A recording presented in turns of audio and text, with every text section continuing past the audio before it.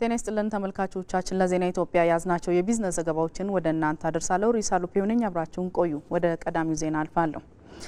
በሲዳማ ክልል ባለፉት 6 ወራት ከ30,000 ቶን በላይ የአቮካዶ ምርት ለገበያ ቀረበ። ከማሳ እስከ ግብይት ባለው ሂደት ላይ የተሰሩ ስራዎች አርሶ አደሩ ከምርቱ በተገቢው መንገድ ተጠቃሚ እንዲሆን እያደረገ እንደሚገኝ የክልሉ ንግድና ገበያ ልማት ቢሮ ገልጸዋል። ተመልካቾቻችን በዚህ ጉዳይ ላይ እንቆያለን። ባልደረባችን ሚካኤል ገዙ በቀጥታ መስመራችን ላይ ይገኛል። ሚካኤል እንደምን ውላል? በክልሉ ያለው የአቮካዶ ምርት አቅርቦትና የግብይት ስርዓቱ ምን ይመስላል? ሪሳል አመሰግናለሁ። እንግዲህ የሲዳማ ክልል ከፍተኛ የሆነ የአቮካዶ ልማት የሚካሄድበት ክልል ነው። በዚህ ክልል ከ12,000 ሄክታር መሬት በላይ በአቮካዶ ተክል ተሸፍኖ ይገኛል። ይህ እንግዲህ የአቮካዶ ተክል በዋነኛነት ከቤተሰብ የምግብ ፍጆታነት ባለፈ ለኢንዱስትሪዎች ከፍተኛ የግብዓት አቅርቦት እያደረገ ነው የሚገኘው። በዚህ በክልሉ የሚገኘው የይርጋለም አግሮ ኢንዱስትሪ ፓርክም በዋነኛነት ይህ በክልሉ ያለውን የአቮካዶ ምርት ተጠቅሞ የተለያዩ የአቮካዶ ዘይት በማምረት ኤክስፖርት ያደርጋል። የተለያዩ ካምፓኒዎችም በዚህ ኢንዱስትሪ ውስጥ ይገኛሉ። ይህ እንግዲህ በተለይ ከውጭ ምንዛሪ ግኝት አንጻር እሴት ተጨምሮበት ወደ ውጭ የሚላክ በመሆኑ ከፍተኛ የሆነ ፋይዳ ያለው ነው የሚሆነው። በአጠቃላይ በባለፉት 6 ወራት ከ30,000 ቶን በላይ የአቮካዶ ምርት በተለያዩ የሀገሪቱ አካባቢዎች ከክልሉ ማግኘት ተችሏል። ከዚህም ባለፈ ወደ 9,600 ቶን የሚሆነውን ደግሞ የይርጋለም አግሮ ኢንዱስትሪ ፓርክ ነው የተረከበው። እንግዲህ ይህ በተለይ ከአቮካዶ ልማት ጋር በተያያዘ እኛ በዚህ በወንዶ ገነት ከተማ በአለታ ወንዶ ከተማ የመስክ ምልከታ አድርገናል። የግብይት ሂደቱን በተመለከተ በዚህም ከዚህ ቀደም የነበረው የአቮካዶ አምርቶ በተለይ ወደ ገበያ ለመውሰድ አርሶ አደሩም ግለሰቦችም በፈለጋቸው መንገድ አቮካዶን መነገድ ይችላሉ።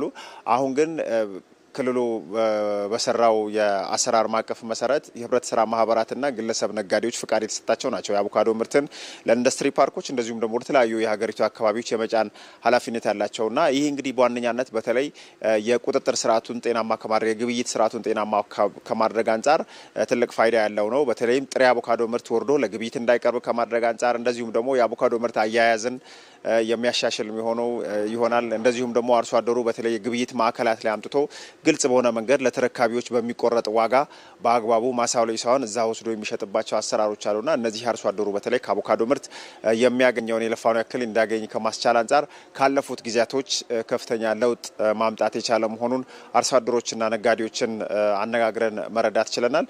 እንግዲህ በዚህ በክልሉ የአቮካዶ ልማት ላይ የተከናወኑ ያሉ ስራዎች በተለይ ባለፉት የለውጥ ዓመታት ከአረንጓዴ ልማት ጋር በተያያዘ እንደዚሁም ደግሞ በየክልሎቹ በተለይ ከሌማት ትሩፋት ጋር በተያያዘ የፍራፍሬ ልማት ላይ የተሰጠው ትኩረት የአቮካዶ ምርት እድገት እንዲመዘገብ አስችሏል። ይህ እንግዲህ በአጠቃላይ እንደ ሀገርም የሚፈለገውን የአቮካዶ አቅርቦት ክልሉ በከፍተኛ ሁኔታ እያቀረበ ነው የሚገኘውና አርሶ አደሮችም ነጋዴዎችም በተለይ ከዚህ ተጠቃሚ መሆን ችለዋል። የክልሉ ንግድና ገበያ ልማት ቢሮም ይህንን አሰራር በማሻሻል በተለይ አርሶ አደሮች ከምርታቸው ተጠቃሚ የሚሆንበትን የአቮካዶ ጥራቱ ጠብቆ ከማሳ እስከ ግብይት ድረስ ያለውን ሂደት ጥራቱን በጠበቀ መንገድ እንዲካወን በማድረግ ረገድም የግብረ ኃይል በማቋቋም ጭምር የክትትልና ቁጥጥር ስራዎችን እያከናወነ ይገኛል። ይህ ደግሞ እንግዲህ አጠቃላይ ከፍራፍሬ ልማቱ አርሶ አደሩ እንዲጠቀም በማድረግ እንዲሁ ትልቅ ፋይዳ ያለው ተደርጎ የሚነሳ ነው። ሪሳል ባልደረባችን ሚካኤል ገዙ ለሰጠን መረጃ እናመሰግናለን። መልካም ቀን ይሁንልን። የአፍሪካ ህብረት ጉባኤ የሚሳተፉ እንግዶች የሚጠቀሟቸው ንግድና አገልግሎቶች የሚነቃቁበት ወቅት ነው። ከነዚህ መካከል በመኪና ክራይ ስራ ላይ የተሰማሩ ተቋማትን ዝግጅት በተመለከተ ባልደረባችን መቅደስ እንዳለ ያዘጋጀችው ዘገባ አለ። ተከታትለን እንመለስ። የአፍሪካ ህብረት ጉባኤን ተከትሎ በርካታ የንግድ ዘርፎች ይነቃቃሉ። ከነዚህ መካከል አንዱ የመኪና ኪራይ አንዱ ነው። በተለይ የመኪና ኪራይ አገልግሎት የሚሰጡ ተቋማት የጉባኤውን ተሳታፊዎች በሚመጥን መልኩ ምን ዝግጅቶች አድርገዋል የሚለውን ተዟዙረን እንመለከታለን። አብራችሁ ነው።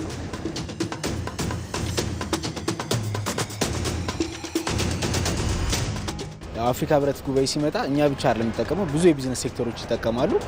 ያው ከዛ መሀል ደግሞ በቅደም ተከተል እኛ ያለንበት ከ80% በላይ ወይም ከ90% በላይ ማለት ይቻላል መኪኖቻችን ቡክ ተደርገው አልቋል። 80% ቡክ ተደርገናል እልሻለሁ። ምክንያቱም ብዙ ካምፓኒዎች ከብዙ እንትኖች ጋራ ኮሙኒኬት እናደርጋለን። ከዌብሳይት ላይ ቀለል አድርገው እኛን ማግኘት ይችላሉ። በዛ መንገድ እነሱን የምናገኝበትን መንገድ ኢዚ አድርገናል። ስለዚህ 80% መኪኖቻችን ወጥተዋል። ይሄኛው የአፍሪካ ሰሚት ጉባኤው ለኛ እንደ ካምፓኒ ከ10ኛ ዓመታችን ነው እና ያው ከረጅም ኤክስፔሪንስ ልምድ አንፃር ያው ዲስፓች ቲም አለን የራሳችን። ያ ዲስፓች ቲም ከፕሪቬንቲቭ ሜንቴናንስ ጀምሮ እያንዳንዱ ነገር የሹፌሮቻችንን ኒትነስ ፕሮቶኮላቸው እና የመኪናውን ንጽህና ከመጠበቅ ጀምሮ ኤቭሪቲንግ ቼክ አድርጎ ነው ዲስፓች እንትናቸው ሳይታቸው የሚሰጣቸው ማለት ነው። ያ ማለት ደግሞ ምንድነው ለድራይቨሮቻችን በቂ ትሬኒንግ አድርገናል ማለት ነው። ካለባበስ አንፃር ግዴታ ሱፍ አድርጎ አንላቸውም፣ ምክንያቱም ላይኖራቸው ይችላል። ግን ባላቸው ነገር ንጹህ የሆነ ነገር ሸሚዝ ተጠቅመው ለእይታ የሚስቡ አይነት አለባበሶች አሉ አይደለ? እነሱ ላይ እንሰራለን። የሚችሉትን ያክል እንዲያደርጉ ጥሩ ሞክረናል ብዬ አስባለሁ።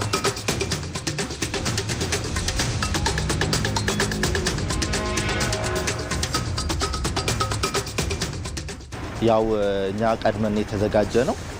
አንደኛ ፕሮቶኮላችንን ጠብቀን ሀገርን ሪፕሬዘንት ስለምናደርግ ፕሮቶኮላችንን ጠብቀን አለባበሳችን ፕላስ ደግሞ ቋንቋችንን በትሬኒንግ ወስደን ተዘጋጅተንበት ነው የምንቀርበው። ከቋንቋ አንጻር ፈረንሳይኛ ከሚናገሩ ሰዎች ጋር ነው የተመደብነው እኛ ከዲዲ መኪና ኪራይ ድርጅት ማለት ነው። ከዛ ባህላውን በምንሄድም የምንጓዝበት ሰዓትም ሀገራችንን ባህላችንን ያስተዋወቅን አግባብ ያለበት ቦታ ላይ እናደርሳቸዋለን ብለን ተስፋለን። ጦጦ ፓርክ ማየት ቢፈልጉ፣ ዩኒቲ ፓርክ ማየት ቢፈልጉ አሉ በጣም ብዙ እንትኖች አሁን የተገነቡ አዳዲስ ገና አሁን ደግሞ በሰሞኑ የሚከፈቱም አሉ፣ የተመረቁ አሉ። እነሱን ነገሮች በደንብ እናሳያቸዋለን ብለን ዝግጅት አድርገናል። በደንብ በመኪና ኪራይ አገልግሎት ላይ ያሉ ሁሉም ተዋንያን በተለይ የአፍሪካ ህብረት ጉባኤን በሚመጥን መልኩ ተሳታፊዎችን በሚያስደስት መልኩ በቂ ዝግጅት ማድረጋቸውን ተመልክተናል። የኛ ቅኝት እዚህ ጋር ያበቃል። ከዛሬ 23 ዓመት በፊት በ3 የሂሳብ ባለሙያዎች ጥምረት የተመሰረተ HST የተሰኘው ተቋም በፋይናንስ ዘርፍ ያለውን ብቃት ያለው የሂሳብ ባለሙያ እጥረት ለመቅረፍ የራሱን ሚና እየተጫወተ ይገኛል። ተቋሙ መንግስት በፋይናንስ ዘርፉ ያስተዋወቃቸውን አዳዲስ አሰራሮች መሰረት ያደረገ ስልጠና በመስጠት ወጣቶችን የስራ ዕድል ተጠቃሚ እያደረገ ስለመሆኑ ይገለጻል። ሄዶም አማረ ተጨማሪውን ይዛለች። ሰናይት መልኬና ዳዊት ኤፍሬም ከዩኒቨርሲቲ በመጀመሪያ ዲግሪ ተመርቀው በተለያየ ስራ መስክ ላይ መቆየታቸውን ይገልጻሉ።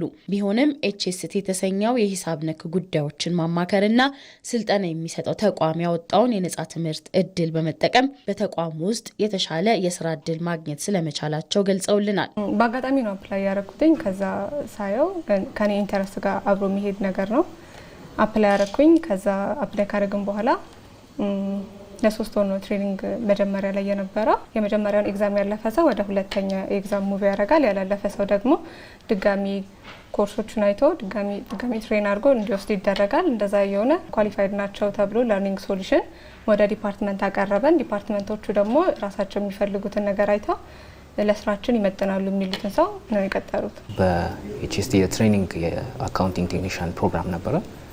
በዛ የአካውንቲንግ ቴክኒሽያን ፕሮግራም ውስጥ የተወሰኑ ወራቶችን የአካውንቲንግ ፈንዳሜንታልን እንደገና የተለያዩ ሶፍት ስኪል ትሬኒንጎችን እነሱ ለአንድ አመት አካባቢ ወሰድን። በሚቻለው መጠን ዴዲኬትድ ሆኜ እስከ መጨረሻው ድረስ እንግዲህ ካጠናቀቁት መሀል አንደኛው ሆኜ አሁን ደግሞ ባለውበት ሁኔታ እንግዲህ HST ኢንቨስትመንት አድቫይዘሪ ውስጥ እንግዲህ ተቀጥሬ እየሰራው። የተቋሙ የትምህርትና ስልጠና ዘርፍ ዳይሬክተር ጎበዜ ደሳለኝ በበየነ መረብ የሚሰጡ ስልጠናዎች ላይ ማንኛውም ሰው ተሳታፊ መሆን እንደሚችል ይናገራሉ። ኦንላይን የምንሰጠው የሂሳብ አያያዝ ቴክኒሽያኖች የስልጠና መርሃ ግብር ነው። ሃይ ስኩል የጨረሱ ሰዎች በሙሉ ቀጥታ ትምህርቱ ውስጥ መግባት ይችላሉ። ስራ መስካቸውን ወደ አካውንቲንግና ፋይናንስ መቀየር የሚፈልጉ ሰዎች መግባት ይችላሉ። የተቋሙ መስራችና ስራ አስፈጻሚ የሆኑት ሰለሞን ግዛው የሀገር ውስጥም የውጭ ድርጅቶችንም እንደሚያማክሩ ይገልጻሉ። ብዙ ትልቅ የኩባንያዎች የውጭ ኩባንያዎችን የሀገር ውስጥ ኩባንያዎችን እናማክራለን። ስራችን አሁን ከኦዲትና ከታክስ ማማከር ሰልፎ የስትራቴጂ ስራዎችን እንሰራለን። ሂሳብ ባይዞ የተጭበረበረ ብቻ አይደለም፣ በትክክል ካልተሰራ በወቅቱ ሪፖርት የማይደረግ ከሆነም የተጓደለ ነገር ነው የሚሆነው። ስለዚህ እነዚህ በታክስ ይሰበሰቡ በዶኔሽን ይምጡ መጨረሻ ላይ ፕሮፐርሊ መስራት አለባቸው። ኤችኤስቲ ተቋም በካፒታል ማርኬት ተቀባይነት ያገኘ ኤችኤስቲ ኢንቨስትመንት አማካሪ የተባለ ድርጅትንም አቋቁሟል። የካፒታል ማርኬት አድቫይዘሪ ሰርቪሳችን ኢንቨስትመንት አድቫይዘሪ ሰርቪስ የሚባለው በተለይ አሁን በቅርብ ጊዜ ነው ላስት ይር ነው ያቋቋም ነው። አሁን ብዙዎች ካምፓኒዎችን ወደዛ እያስገባን ያለ ነው። ተቋሙ አሻሽሎ በጀመረው የበየነ መረብ ስልጠና በሂሳብ ዘርፍ ብቁ የሆኑ ዜጎችን ለማፍራት በትኩረት እየሰራ እንደሚገኝም ገልጿል። ተመልካቾቻችን ለዜና ኢትዮጵያ ያዝናቸው የቢዝነስ ዘገባዎች እነዚህ ነበሩ። ከኛ ጋር ስለቆያችሁ እናመሰግናለን። በያላችሁበት መልካም ቀን ይሁንላችሁ።